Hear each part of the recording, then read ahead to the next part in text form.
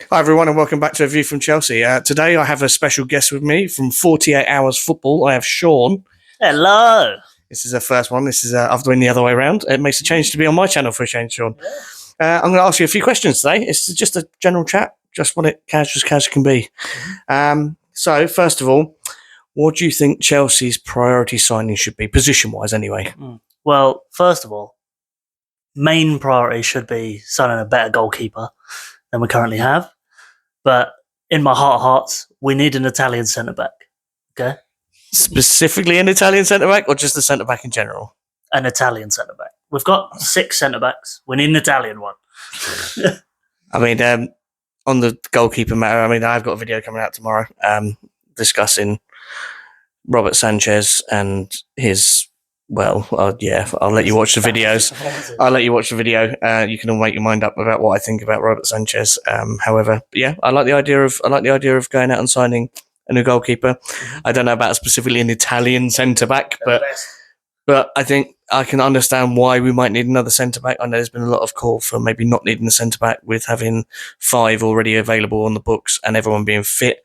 I can see, however, that running out at some point and us being unlucky and picking up like 3 centre back injuries and being left with the worst 2. I'm not going to say who they are. So moving on from that, so obviously you've highlighted the priorities. So those two priorities, who are you signing? I would obviously get Bastoni. He's the best Italian centre back there is. Money wise, might be an issue, but we could just sell like 6 players and we'll be all right. And then for the goalkeeper, I think value for money wise, Hermansen from Leicester is like the perfect fit. I think he's banging as well in goal. Do you not think Hermansen comes with the same issues Sanchez has and Jorgensen has with the issues of playing ball out from feet? Having watched him for Leicester, he looks a little bit more comfortable on the ball. I just think he's got the similar issues. I mean, I personally would have kept Petrovic in terms of his ball playing ability. I think he's got the ability to knock it out and about, and there was no worries when standing in the stands last year when it comes to feet with Petrovic, where there is obviously that panic moment every time it goes to the other 2 lads. Do you not think the same issue with Hermansen there? No, I think Hermansen is just Robert Sanchez if you turned all of Robert Sanchez's stats up a couple ticks. I think he's better with his feet. I think he's better at shot stopping. I think when a cross comes in, he's always there. Like Leicester rarely concede from crosses. It's quite beautiful to watch him play, to be honest. And then long shots wise, he's usually stopping them unless they're just crazy. I think Kevin De Bruyne's got a mental one against him. But, that's Kevin De Bruyne. Yeah. But, yeah. Obviously, Bastoni. I like the idea of Bastoni. I think he would fit well alongside Fofana or Colwell. I think he's got the attributes that we might be missing, a sort of a commander and a leader. I know Colwell is slowly building into that role as a captain almost. Obviously, when Reece isn't about, I think he's putting in better performances this season than he did last year. I know he's still susceptible to the odd lapse in concentration, but let's put that down to age more than anything else. But I think Bastoni's a similar sort of age, though, isn't he? So he's just a little bit older. I think it comes down to the fact that Bastoni's playing in what I would class as a defensive league. The most defensive league. 1-0's everywhere. and I think that helps. I think that helps develop a player like that. So yeah, I agree with you. Maybe Bastoni is thingy, but like you said, price tag. Yeah, I mean, yeah, that's a £80+ million defender right there.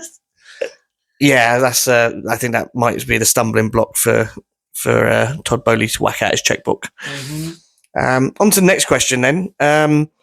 We get round to the summer. We've had a semi-successful season. We've managed to get Champions League football again, and now it's time for the clear out. Now, obviously, I don't want you to give out the clear outs like the Ben Chilwells who'll probably be going and the Carney Chukwuemekas. I want those hardcore players that have been sat in Maresca's squad for this season playing either first team or second team football. I want one of 3 of those. Who are you getting rid of to make space for your new players? Well, first of all, if you've watched any of mine and Carl's videos at 48 Hours, we hate Noni Madueke, so he's gone. Release him. Just buy out his contract, let him go. Send him back to the Eredivisie. He's very annoying to watch play football because it's a similar position to what I played myself. and he does the wrong thing nearly every time. And he's just sitting on the back of scoring a hat-trick against Wolves. And to be honest, I genuinely think I could score a hat-trick against Wolves this season. So, are you going to take that off the back of his performance last night against Greece as well? it's Greece, one, so it's not, no offence, Greece, but it's not like a level of opponent that he's playing every week.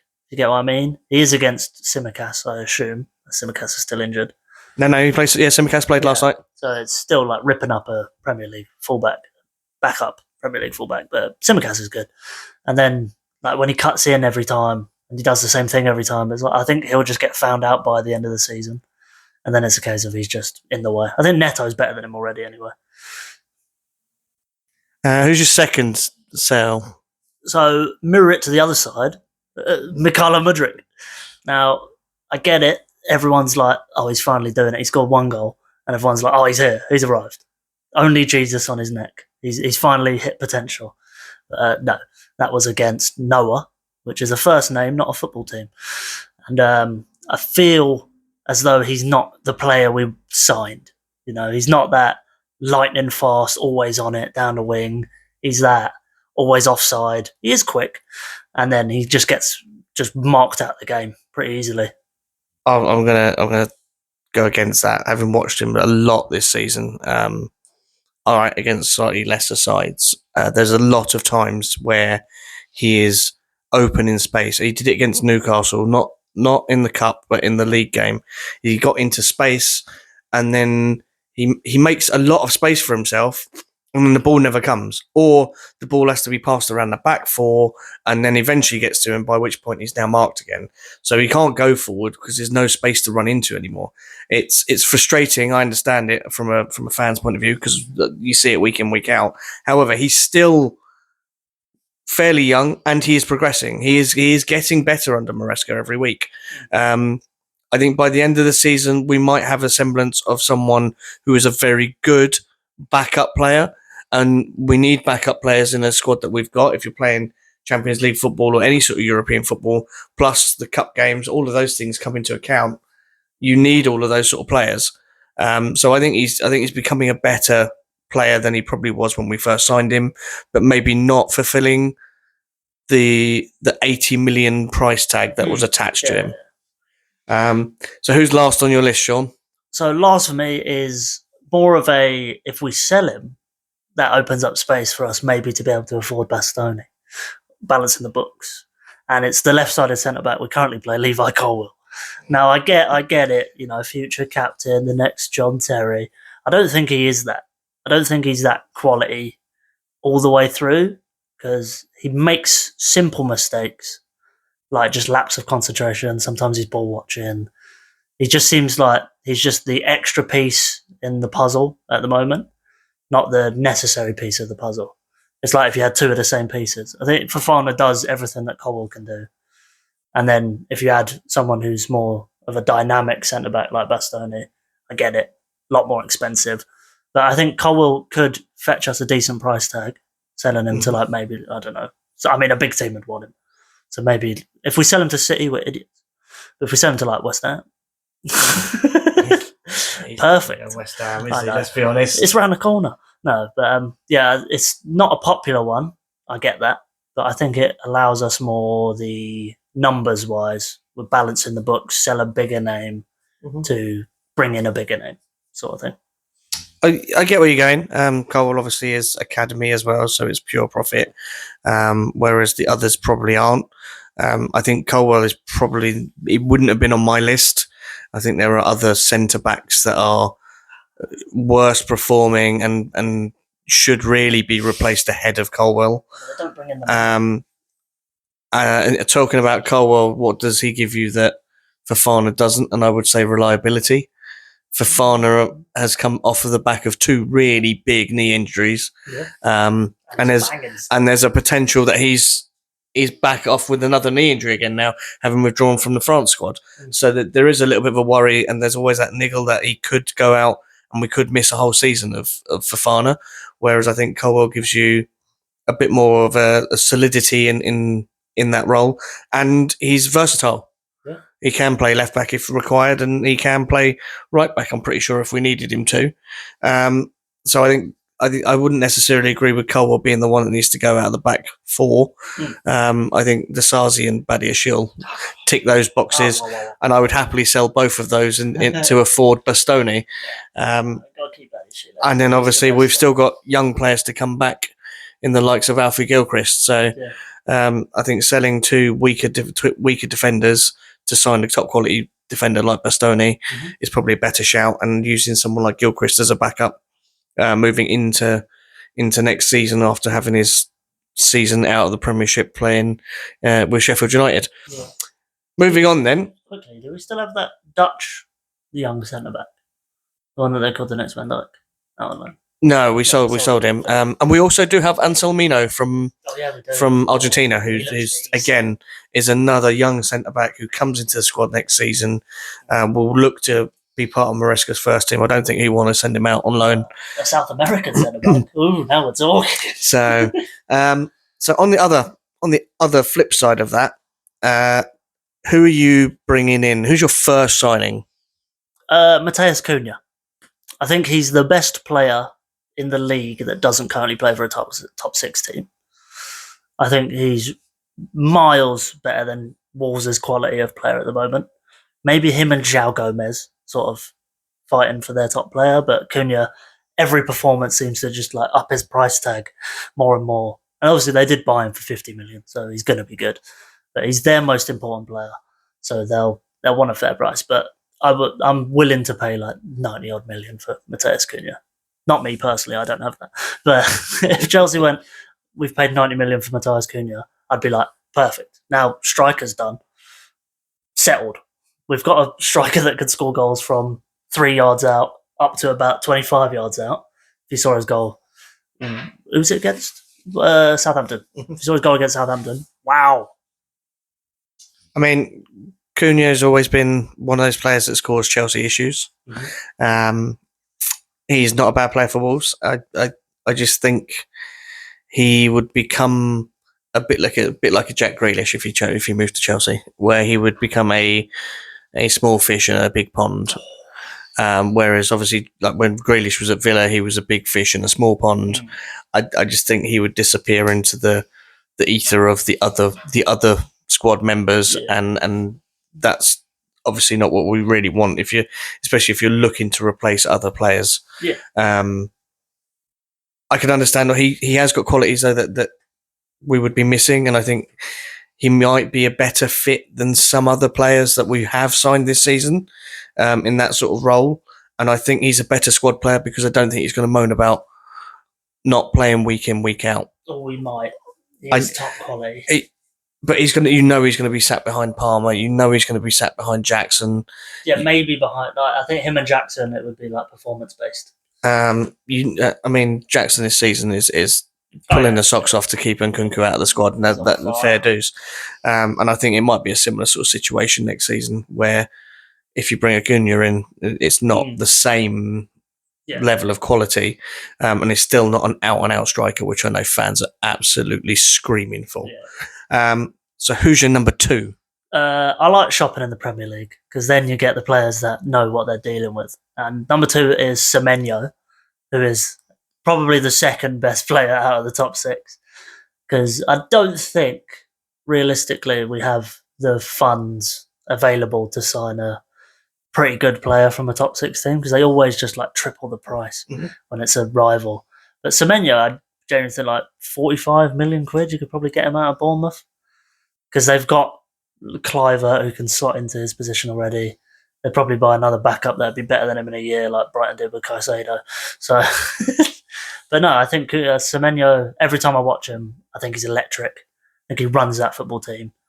And to replace basically Madueke, if we sold him, just like Cunha was kind of the Mudryk sort of swap out, comes in off the left or can play up front. And then if we do sell Madueke, I think Semenyo is the perfect replacement.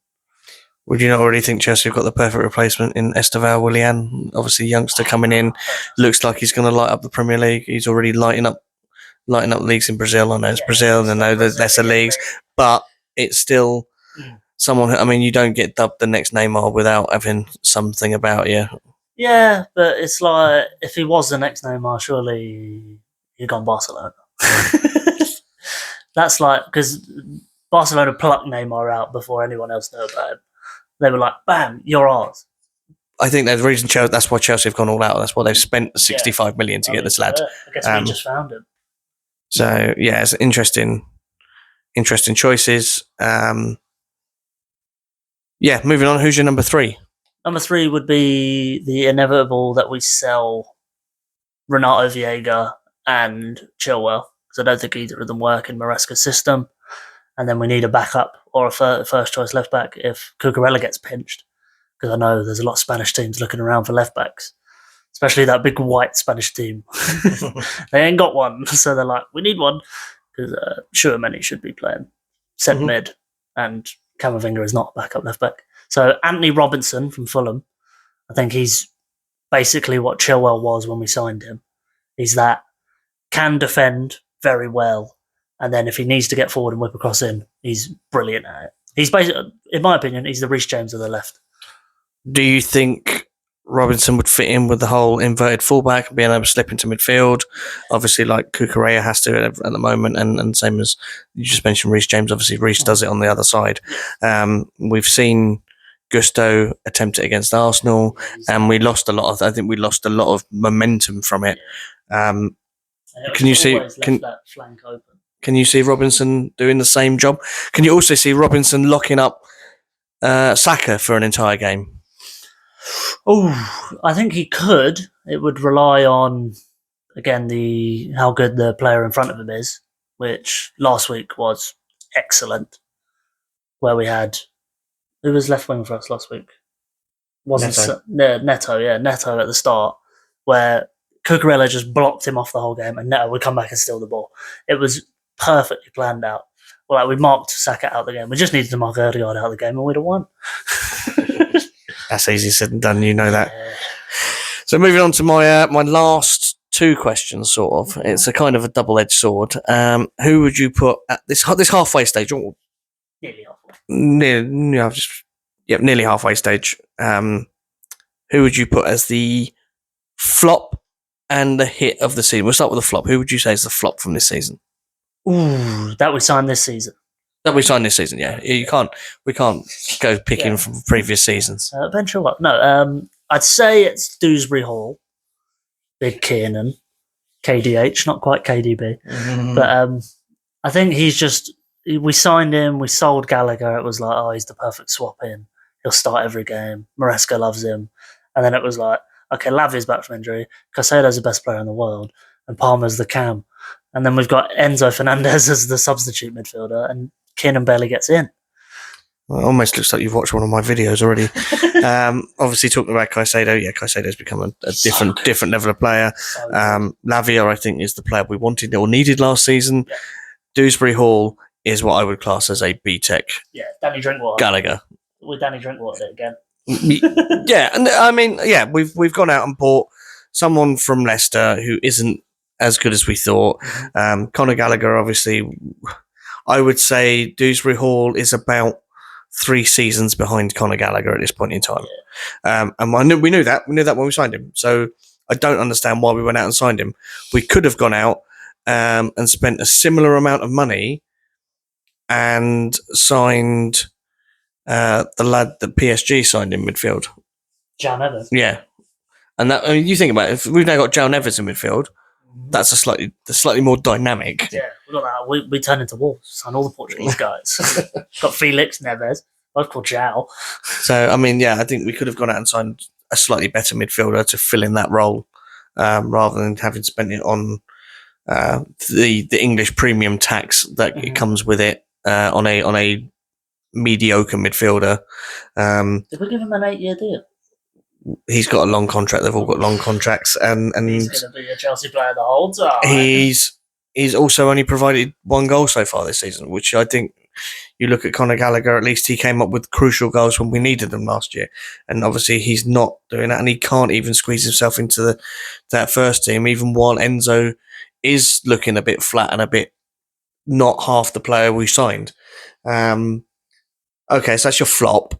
Who's your hit? Who's your man? We couldn't do without him this season. He's helped us along so far.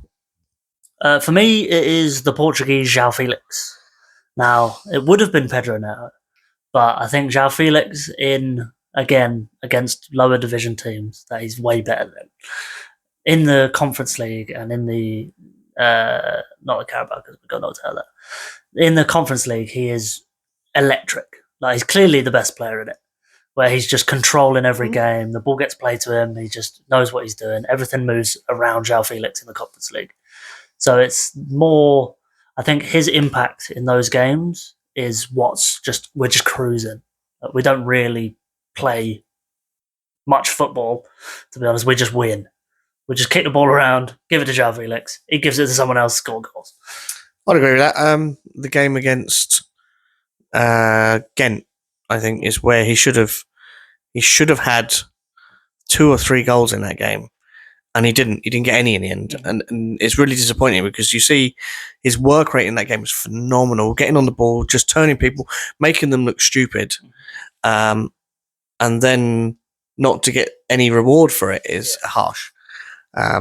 However, I also like the fact that he's not moaned this season. There are other players in the squad that are moaning they're not getting enough game time. I think João understands where he sits in the team. He knows he's behind Cole Palmer. He knows he's behind Jackson in terms of those roles. He knows at the moment Pedro Neto's on fire on the left, and he'll probably sit back on the bench again when Sancho becomes fit. But I also understand his frustration when it's 1-1 against Arsenal. There's still 20 minutes to go. I should be on the pitch. Yeah. I can change a game, and he doesn't get brought on. Yeah. So I understand this, and but he doesn't make a big deal out of it. No, and that's a big thing for fans. Is if you're happy to sit there and take your not punishment, but take your minutes when you get your minutes, and score your goals when you get your chances. Obviously, he did that against Noah and was very unlucky that Nkunku didn't give him the penalty to give him his hat-trick. I think that was a bit harsh by Nkunku, but it's penalty taker is penalty taker, and that's fair is fair. Whoever's more likely to score it, score it. You know, I don't mind who's taking it, to be honest, as long as it goes in. So yeah, thanks for that, Sean. That's a good insight into what you're thinking about the season so far and then where we need to improve. We'll pick this up again later on in the season. See whether we've signed that Italian centre-back. See whether we've gone out and signed a Leicester goalkeeper. And let's see whether or not the 3 players you said we're going to sell, whether they perform and step up a gear, or whether the 3 players you want to sign, whether they disappear and change totally. And also whether Dewsbury Hall can become a hit from a flop. Hopefully, obviously, we don't want to see João Felix drop from a hit to a flop. But I'm sure there are other people out there that will. So that's it for our mini interview. Thanks for your time. I'll catch you on 48 hours. Like and subscribe, everyone. If you want more of this content, let us know. Leave your comments in the comments and catch us in the next one. See you then. Bye.